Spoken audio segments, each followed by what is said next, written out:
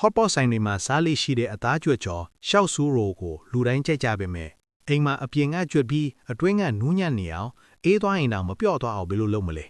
ဒီနေ့တော့လုံနီးအသေးစိတ်ကိုဝေမျှပေးသွားမှဖြစ်လို့ဗီဒီယိုလေးကိုတင်ထားဖို့မမေ့နဲ့ဦးနော်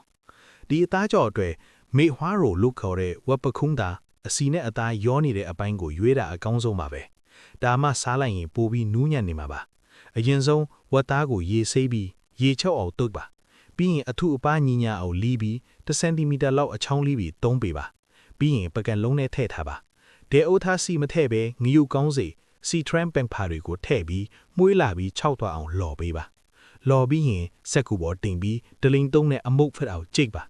ရလာတဲ့အမုတ်တွေကိုအသားပေါ်ဖြူစားတစွန်းငယူကောင်းမုံအနှဲငယ်ချက်အရက်အနှဲငယ်နဲ့ချက်သွန်မီဂျင်းတို့ထည့်ပါ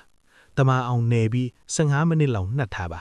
ပကံလုံးအသေးတစ်ခုထဲမှာကန်စုံဦးမုံလီဇွန်ဂျွန်မုံနဇွန်နဲ့ကြက်ဦးအနစ်နှလုံးထည့်ပါသူနဲ့တမအောင်မှွေပေးပါပြီးရင်ဘီယာကိုနည်းနည်းလေးထည့်ပြီးမှွေပေးပါအသားကြော်ကိုကြကြကျွတ်နေချင်းတယ်ဆိုရင်ရေအစားဘီယာကိုသုံးရမှာပါဒီလိုလုပ်ရင်အေးသွားရင်တော့ကျွတ်လွတ်နေမှာပါဒိန်ချစ်လိုပိပိလီဖြစ်လာရင်ရပါပြီဟင်းချက်စီဒဇွန်ထပ်ထည့်ပြီးမုံနှန်းနဲ့စီတမအောင်ဆက်မှွေပေးပါ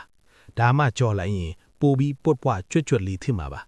အသားနှက်ထားတာရပြီဆိုရင်ချက်သွန်မိတ်ညာဂျင်းတွေကိုဖျက်လိုက်ပါပြီးရင်ဆက်ထားတဲ့မုံနှက်တွေကိုလောင်းထည့်ပါအသားချောင်းလေးတွေမှာမုံနှက်တွေအနောက်ကနေအောင်တေချားမှွေပေးပါအိုးထက်စီထက်စီပူလာပြီဆိုရင်မုံနဲ့လေးတစ်ထည့်ချင်းချက်ချင်းပေါ်လာအောင်အသားချောင်းလေးတွေကိုတစ်ချောင်းချင်းထည့်ကြော်ပါမီးအလဲလာပဲအသုံးပါ